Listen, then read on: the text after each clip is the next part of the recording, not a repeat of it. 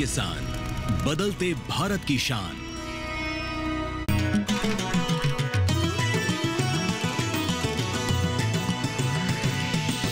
DD किसान, बदलते भारत की शान।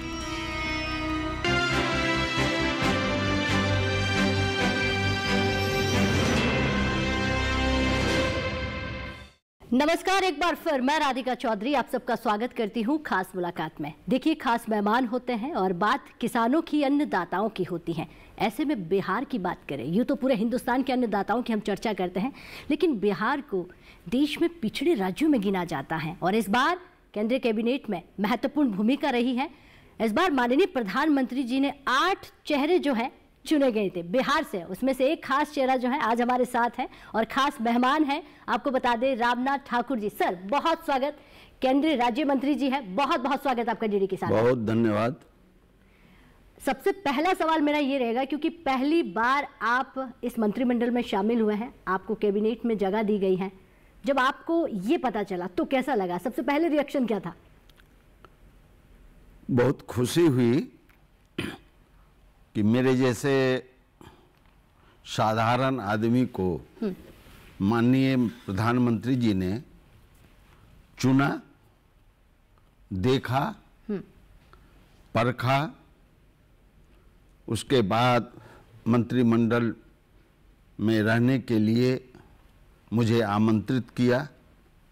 मैं तहे दिल से अपनी तरफ से, अपने परिवार की तरफ से, पूरे हिंदुस्तान की जनता की तरफ से, किसान की तरफ से उन्हें कृतज्ञता ज्ञापित करता हूं और बधाई देता हूं कि मेरे जैसे एक साधारण आदमी को कृषि मंत्री के रूप में रखने का काम किया।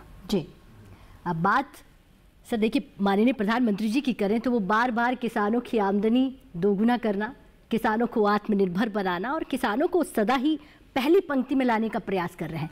आपके नज़र में आमदनी बढ़ाने का रास्ता क्या हो सकता है? कैसे हम किसानों की आमदनी बढ़ा सकते हैं? पूरे हिंदुस्तान की बात कर रही हूँ मैं। देखिए राधिका जी, पहले प्रधानमंत्री हैं हिंदुस्तान के, अच्छा, जिन्होंने किसानों के लिए, उनके परिवारों के लिए उन्होंने सोचा और किसान की दशा और दिशा दोनों को उन्होंने जाना। जानने के बाद उनके मन में आया कि अभी तक जो भी प्रधानमंत्री हुए हैं, हाँ, वो किसानों पर ध्यान नहीं दिया और ऐसे प्रधानमंत्री हैं जो किसानों को पर तो ध्यान दिया ही, उसकी आमदनी, उनकी दशा, उनकी दिशा, उनका स्वास्थ्य, खेत का स्वास्थ्य कैसे मजबूत हो, कैसे सुधरे, इसके बारे में उन्होंने ध्यान दिया। और पहला आप देखे होंगे कि 9 तारीख को उन्होंने ओथ लिया और 10 तारीख को उन्होंने किसानों के राशि को भेजने का काम किया और किसान के प्रति चिंतित होने का काम किया। और जो कृषि मंत्री हुए श्री शिवराज जी, हम और चौहान साहब, उनको विशेष रूप से निर्देश दिया कि किसानों की दशा और दिशा कैसे सुधरे, अच्छा, उनकी माली हालत कैसे सुधरे, इस पर ध्यान देना है। इसी का एक जुड़ा हुआ सवाल पूछूंगी। आपने कहा कि इनकी माली हालत कैसे सुधरे, इस पर ध्यान दिया गया। सर, तीसरा कार्यकाल आ गया है, आपको लगता है पहले से कुछ हालात ठीक हुए हैं किसानों के? मैं तो कह सकता हूं, मुझको 82 रोज हुए, किसानों की हालत जो 10 वर्षों में थी उसमें सुधार होने का सिलसिला चला और 82 रोजों में ये किसानों की दशा सुधरने का काम शुरुआत हुआ है। माने किसान कैसे खेत के प्रति, खेती के प्रति, कृषि के प्रति जागरूक हो, इसके दिशा में उन्होंने काम किया है। 6,000 रुपये प्रति वर्ष 3 किस्तों में उन्होंने भेजने का काम किया जी। और किसान की जो स्थिति है उसके बारे में किसान का उपजा कैसे दुगुना हो, हाँ। इस दिशा में उन्होंने किया है। मैं आपको एक दृष्टांत बताता हूँ। 11 अगस्त को ये दुनिया का पहला प्रधानमंत्री है, दुनिया का, जिसने खेत में जाके किसान से और वैज्ञानिक से बातचीत करने का काम किया। और उसका मूल कारण है कि 11 अगस्त को हर एक 3 बिंदु पर 3 पॉइंट पर उनको जाना था। बाजरे की खेत में जाना था, उस पॉइंट पर जाना था, धान के पॉइंट पर जाना था और बगीचे के पॉइंट पर जाना था। अच्छा। 15 मिनट का टाइम था, 15-15 मिनट का टाइम था तीनों पॉइंट का। लेकिन 35 मिनट उन्होंने पहले पॉइंट पर बाजरे के खेत में जाकर के किसान और वैज्ञानिक से बातचीत करने का काम किया और दिखाया, वैज्ञानिक ने दिखाया और किसान ने समझा और किसान संतुष्ट हुआ कि 110 रोजों में जो बाजरे की खेती होती है, उस बाजरे की खेती में 70 रोज में हम कैसे तैयार हो सकते हैं। वैज्ञानिकों से पूछा उन्होंने, किसानों से पूछा और किसान ने कहा कि हम संतुष्ट हैं कि जो वैज्ञानिक बता रहे हैं बाजरे की खेती जो 110 रोजों में होती है उसको 70 रोजों में हम कैसे उपजाएंगे और कैसे हमारी माली हालत ठीक होगी और समय कम होगा, हम ज्यादा समय खेत पर नहीं दे पाएंगे, कम समय में हम बाजरे की खेती का उपार्जन करेंगे, उपजाऊ करेंगे और इससे किसानों को लाभ होगा। ये हुआ जी। दूसरा पॉइंट था उनका धान की खेती पर। धान की आप जानते हैं कि धान की खेती में पानी की आवश्यकता होती है। बिल्कुल, और पानी की बड़ी समस्या है। पानी की समस्या है और वर्षे भी हो रहे थे। अच्छा। उस रोज वर्षे भी हो रहे थे। खुद प्रधानमंत्री जी ने छाते को थामा और वैज्ञानिक और किसान और मेरे जैसे एक साधारण आदमी को अपने बीच में लाकर के देखा और वैज्ञानिक से पूछा कि इस धान को जो पानी की आवश्यकता है उसमें कम से कम पानी में आप कैसे धान का उपार्जन कर सकते हैं, धान को उपजाऊ बना सकते हैं, धान में फल कैसे ला सकते हैं, इसके बारे में बताइए। 27 मिनट उन्होंने वैज्ञानिक और किसान से बातचीत करते रहे और 30% धान की खेती में कम पानी में, 30% कम पानी में हम कैसे धान का उपार्जन कर सकते हैं, धान को उपजाऊ बना सकते हैं, धान को चावल में हम परिवर्तन कर सकते हैं, इसको वैज्ञानिकों ने बताया और किसान भी संतुष्ट होकर प्रधानमंत्री जी को जवाब दिया और ये निकाला कि हम 30% पानी की कमी में भी हम धान उपजा सकते हैं। क्या बात है। तो आपने कहा कि दुनिया के पहले प्रधानमंत्री जो किसानों के बीच जाते हैं, विज्ञान को समझते हैं और कैसे हम किसानों की समस्या को खत्म कर सकते हैं। समस्या से जुड़ा हुआ एक सवाल पूछूंगी क्योंकि आप तो बिहार से आते हैं, तो बिहार की जनता, बिहार के किसानों की क्या समस्या है जो आप आज इस जगह पर आकर कैबिनेट में केंद्रीय राज्य मंत्री बनकर उनकी खत्म करना चाहेंगे? राधिका जी, हमारी जो जमीन है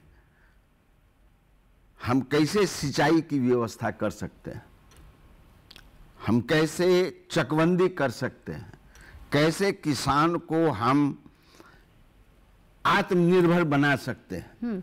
तो 2007 में पहली कृषि रोड मैप बना और अब तो चौथा कृषि रोड मैप है। आप कभी जाएं तो देखें कि वहाँ के किसान कैसे कृषि रोड मैप का उपयोग कर रहे हैं, कैसे अपने कृषि के क्षेत्र में अपने फसल को कैसे उगाही कर रहे हैं, इसको जाकर देखने की बात है। और किसान की हालत तो सुधरी है, लेकिन बिहार की जो स्थिति है और जो परिस्थिति है, इसको देखने से हम कह सकते हैं कि भारत के प्रधानमंत्री जी ने जो कृषि के बारे में सोचा है, समझा है, तो बिहार भी इसका उपयोग करेगी, इससे लाभ उठाने का काम करेगी। और किसान वहाँ अच्छे अच्छे किसान हैं, बिहार में बहुत अच्छे अच्छे किसान हैं। और अब न वैज्ञानिक है, पहले तो खुद किसान वैज्ञानिक होते थे कि हम किस समय में धान का बीज लगावें जो पैदा हो, और धान कब रोपें, किस मौसम में रोपें, किस समय हम उसको काटें। ये बिहार तो अब वैज्ञानिक लोगों से काम ले रहे हैं, लेकिन किसान खुद वैज्ञानिक है, अभी भी वैज्ञानिक है, जो किस समय कितने समय में हम फसल को लगाएं और फसल को काटें, और कैसे हम फसल को बाजार में भेज करके अन्य लाभों से जो हम वंचित हैं उसका लाभ उठावें। बिहार की आप बात कर रहे हैं, तो बिहार में हम पहुंचते हैं, बिहार ही नहीं हिंदुस्तान के हर कोने में पहुंचने की कहीं ना कहीं हमारी कोशिश होती है डीडी किसान की। तो अब हम देख रहे हैं कि पहले के समय से बहुत सारी चीज़ें बदल गई हैं। सवाल है कि मोदी सरकार ने जब पहली बार आपके पिताजी को भारत रत्न से सम्मानित किया था, वो क्षण कैसा था? आपकी मुस्कुराहट बहुत कुछ कह रही है। ये तो 36 वर्षों के संघर्ष के बाद, मेरे राज्यसभा में आने के बाद दो बार प्रधानमंत्री से 16 राज्यसभा के सदस्यों के साथ मिलने के बाद मैं निराश हो गया था। अच्छा। कि अब नहीं होने वाला। लेकिन जननायक कर्पूरी ठाकुर जी के अस्तित्व को देखते हुए, उनकी प्रतिभा को देखते हुए, उनकी मंशा को देखते हुए, उनके किए हुए कार्यों को, सामाजिक काम को देखते हुए कहीं न कहीं प्रधानमंत्री जी को ये लगा होगा कि इस आदमी को भारत रत्न देना चाहिए। जी। तो मैं तो निराश हो चुका था। मैं तो अपने गांव में था, 24 जनवरी उनके जन्मदिन मनाने में व्यस्त था। एकाएक मुझको खबर आई टेलीफोन पर कि आप 15-20 मिनट में कुछ खुशी की खबर सुनेंगे। मैं इसी तरह सुन लिया। लेकिन एक मेरे पीए हैं केशव जी, उन्होंने दिल्ली से टेलीफोन किया कि सर टेलीविज़न देखा जाए। तो टेलीविज़न को खोला गया, टेलीविज़न देखा कि अनाउंसमेंट हुआ कि जननायक कर्पूरी ठाकुर जी को भारत रत्न दिया गया। जी। पहला उसके बाद 4 और नाम आए। चौधरी चरण सिंह जी के आए, स्वामीनाथन जी का आया, नरसिंह राव जी का आया। खुशी हुई, दिवाली लगा कि दिवाली है, हम लोगों के लिए विजयादशमी है, हम लोगों के लिए छठ पूजा है।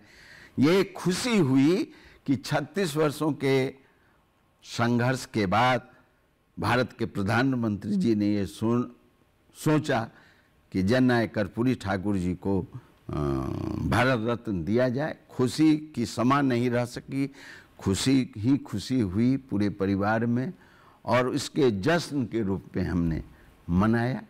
जी, आपने कहा कि बड़ी खुशी हुई, और किसी ने कहा कि टेलीविज़न देखा जाए। हाँ। कि कोई बहुत बड़ी खबर मिल सकती है। हाँ। आज जब पूरा हिंदुस्तान, हमारे देश के अन्नदाता जब टेलीविज़न देखेंगे, वो आपको सुनेंगे, तो वो एक सवाल ज़रूर पूछ रहे होंगे वहाँ से बैठे कि बताइए भारत के अन्नदाताओं के लिए ऐसा क्या किया जाए कि उनकी समस्या खत्म हो। तो आपके जहन में कोई तो प्लानिंग ज़रूर होगी सर।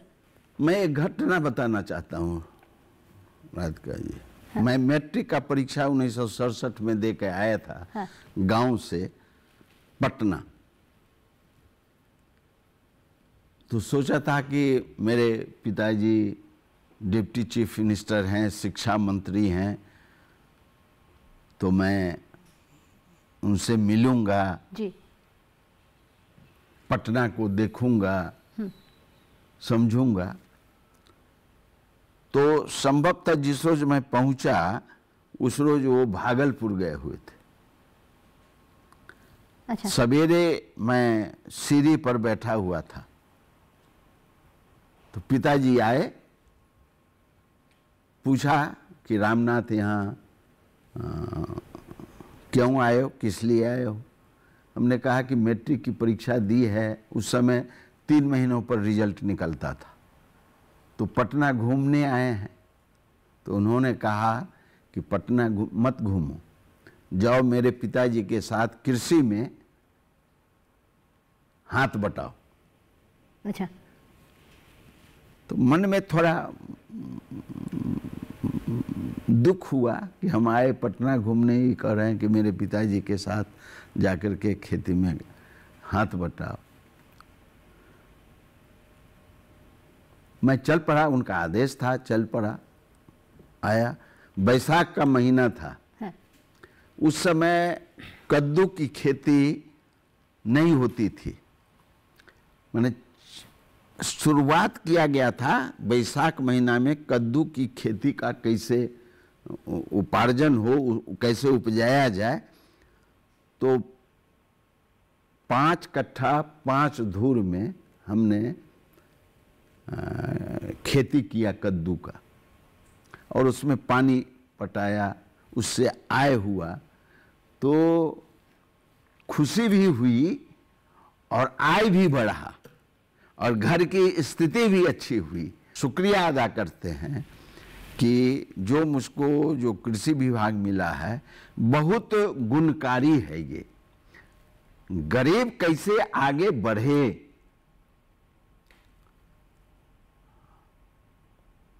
आज जो मैट्रिक पास करता है, जो कृषि का डिप्लोमा लेता है, कृषि का जो डिग्री लेता है, वो खुरपी का मूठ नहीं पकड़ना चाहता है, कोदारी का मूठ नहीं पकड़ना चाहता है कि हम पढ़े लिखे हो गए, हम कैसे मूठ पकड़ें, हम कोदारी कैसे पकड़ें, हमको चाहिए नौकरी। लेकिन राधिका जी, जिनके दादा दादी, जिनके माता पिता अपना पेट काट करके, दुख सह करके, अपनी फटी हुई धोती को पहन करके अपने बच्चों को पढ़ाता है, इसलिए पढ़ाता है कि बेटा अगर रोजगार करेगा तो हमको सुख देगा, जी, हमारे दुख में वो सहयोगी होगा। ये ज्ञान होना चाहिए कि हर एक डिग्री वालों से, हर एक पढ़ने वालों से मेरा निवेदन होगा कि 1 घंटा, कम से कम 1 घंटा अपने बागवानी में वो काम करे, जिससे अगर रोजगार नहीं है तो बागवानी करके अपने परिवार को चलाने में वो सहयोग करे। ये मेरी तरफ से निवेदन है लोगों का। ठीक है, मुझे समझ में आया आपको सुनकर कि जिसने खुद ने इतनी तकलीफ देखी हो, जिनके पिताजी ने, जिनके दादाजी ने, मुझे लगता है कि इस कुर्सी का सही मायने में उपयोग होगा बिहार की जनता के लिए, देश के अन्नदाताओं के लिए। अच्छा, हाल ही में हमने देखा रामनाथ ठाकुर जी कि आप चिली गणराज्य के कृषि मंत्री जी से आपने मुलाकात की, और हमारे भारत के मीठे मीठे आम जो हर मुंह में चटकारे लेने के लिए कहीं ना कहीं पानी आ जाता है, आम और अनार की बात हुई और निर्यात की बात हुई। अगर वो निर्यात होता है तो भारत के लिए कितनी बड़ी बात होगी? बहुत बड़ी बात होगी। हाँ। और चिली के कृषि मंत्री ने ये स्वीकार किया कि हमको भारत आने पर सीख मिली है। और आपको मैं एक बात बताना चाहता हूँ कि वो अयोध्या गए थे अभी। वो यहाँ आने के पहले 10 रोज अयोध्या में रहे। उनके लड़के शायद अयोध्या में हैं, इस्कॉन में। तो उससे प्रभावित हुए और उन्होंने जो डिस्कशन किया, उस डिस्कशन से ये मालूम हुआ कि वो भारत के प्रति आदर का भाव रखते हैं और यहाँ से निर्यात चाहते हैं कि आम का, अनार का हो, जिससे चिली की जनता को सुखमय आम का स्वाद ले सकें। तो हमने कहा है कि निश्चित रूप से हमारे जो टेक्नीशियन हैं, जो पदाधिकारी हैं, इस पर डिस्कशन करेंगे और जो आप चाहते हैं उस चाहत में हम मदद करने के लिए सहयोग करेंगे। जी, तो मुझे लगता है कि इतनी बड़ी बात है ये, जब हिंदुस्तान के किसान सुन रहे होंगे आपको, और खास करके बिहार के लोग, और जो आम और अनार लगाने वाले तो आज बहुत खुश होंगे कि आपने जब निर्यात की बात की चिली गणराज्य के कृषि मंत्री जी से, और जब वो निर्यात होते हैं तो वाकई में बहुत बड़ा बदलाव भारत के लिए और खासकर चिली के वहाँ के लोगों के लिए। एक सवाल इसी से जुड़ा और रहेगा कि मोदी सरकार लगातार किसान के हित में काम कर रही है। वो कहते भी हैं कि हमारी सरकार सिर्फ किसानों को समर्पित। अब इस बात में कितनी सच्चाई है वो तो आप बता पाएंगे, लेकिन कृषि क्षेत्र में किन किन योजनाओं पर आपको लगता है कि सबसे ज़्यादा महत्वपूर्ण है ध्यान देना? भारत के प्रधानमंत्री जी को जो चिंता है और जो लगन है, उस लगन में उनको सफलता निश्चित रूप से मिलेगी। और माँ के नाम से एक पेड़ उन्होंने लगाने का काम किया, माँ की याद में। आपने लगाया कि नहीं लगाया? मैंने लगाया जी, मैं लगाया। और माँ से बढ़कर और कुछ नहीं हो सकता है। तो जो माँ को याद करेगा वो निश्चित रूप से किसान के प्रति आकर्षित होने का काम करेगा। अब न पढ़ी लिखी माँ बनी है, पहले तो अनपढ़ माँ थी। वो सिर्फ खेत में जाने का काम करती थी, अपने बच्चों को कैसे अन्न से पेट भरे उसके बारे में चिंतित होती थी। धान फटकती थी, अरहर का दाल पीसती थी और चने का दाल पीसती थी, मूंग का दाल उपजाती थी। ये सारे चीजों को हमारी माँ, हमारी बहनें, हमारी फूआ, हमारे चाचा, हमारे भाई, हमारे दादा ये मेहनत करके लाते थे और अपने परिवार के बच्चों को पेट भरने का काम करते थे। और भारत के प्रधानमंत्री श्री नरेंद्र मोदी जी और चौहान साहब कोई बड़े घर से नहीं आए हैं, गरीब घर से आए हैं। इसलिए किसानों की मुसीबत को वो समझते हैं, उनकी तकलीफ को समझते हैं। और सरकार का भार, सरकार का निर्णय किसानों के लिए समर्पित है। किसान हमारे लिए भगवान हैं, किसान हमारे लिए देवता हैं। और कृषि खेत जो है हमारी माँ है। वो खेत को जैसे जैसे हम स्वास्थ्य ठीक करेंगे जैविक खेती के रूप में, तो जिस तरह खाद देते देते मेरा स्वास्थ्य खराब हो गया, जमीन का स्वास्थ्य खराब हो गया, अब भारत सरकार जैविक खेती पर ध्यान दे रही है, प्राकृतिक खेती पर ध्यान दे रही है। और तो जमीन भी उपजाऊ होगा, उसका भी स्वास्थ्य अच्छा होगा और किसान का भी स्वास्थ्य अच्छा होगा।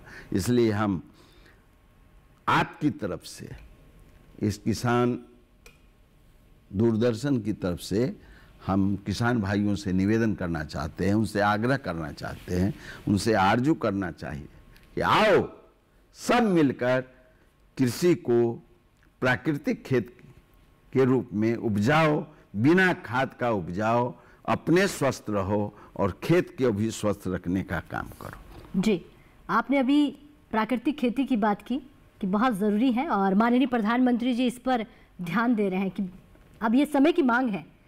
तो बिहार में कितना साथ निभा रही है बिहार के किसान? आप प्राकृतिक खेती तक पहुंच पाए हैं? निश्चित रूप से हमारे यहाँ, मैं अन्य लोगों की भी बात जानता हूँ, लेकिन आप पता लगाइए, ये कभी कभी जमीन पर जाकर देखना चाहिए कि कितने किसान प्राकृतिक के प्रति आकर्षित हो रहे हैं। मोदी मंत्रिमंडल में हम देख रहे हैं कि बिहार से सदा ही एक अच्छा प्रतिनिधित्व मिलता रहा है। इस बार हम बात करें तो 8 मंत्री जी हैं बिहार से चुने गए हैं। इस बात में क्या हो सकता है? आपको कैसा लगता है कि ये कैसे चयनित हुआ? बिहार के प्रति प्रधानमंत्री जी को आकर्षण है, बिहार से शक्ति मिलती है, उनको ताकत मिलती है। बिहार के लोगों को वो समझते हैं कि कितना ऊर्जावान है, उसका विचार कितना उत्कृष्ट है, कितना उज्जवल है, कितना अच्छा है, इसलिए बिहार के प्रति उनका आकर्षण बढ़ा है। और इसी को लेकर जनसंख्या के आधार पर 8 मंत्री को उन्होंने चयन किया है। हम अपनी तरफ से उन्हें बधाई देना चाहते हैं। सर, आखिरी सवाल है, कोई ऐसी बात हमारे हिंदुस्तान वासियों को, अन्नदाताओं को और खासकर बिहार वासियों को जो आप कहना चाहें, जिससे खेती में बदलाव हो और उनके जीवन में भी? मैं आपके माध्यम से मैं किसान भाइयों से यह निवेदन कर रहा हूं बिहार में भी कि प्राकृतिक खेती पर लोग ध्यान दें, प्राकृतिक खेती को अपनावें, रासायनिक खाद पर न जाएं। उससे जमीन के स्वास्थ्य पर भी असर पड़ता है और आदमी के स्वास्थ्य पर भी असर पड़ता है।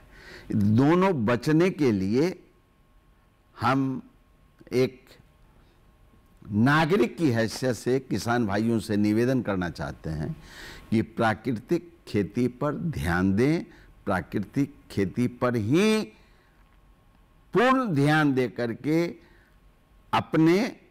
अपने परिवार के लोगों के स्वास्थ्य को अच्छा करें और जमीन के स्वास्थ्य को भी अच्छा रखें जी, यह निवेदन करना चाहते हैं। तो केंद्रीय रामनाथ ठाकुर साहब, आपने कहा कि प्राकृतिक खेती बहुत ज़रूरी है, आपने कहा कि मेहनत कहीं ना कहीं खेती में बहुत ज़रूरी है और हमारे किसानों के लिए माननीय प्रधानमंत्री जी, आपकी सरकार महत्वपूर्ण कदम उठा रही है, ध्यान दे रही हैं और किसानों को आत्मनिर्भर बनाना, किसानों को सबसे आगे लाकर खड़ा करना और किसानों की तमाम समस्याओं के समाधान पर आपने बात की।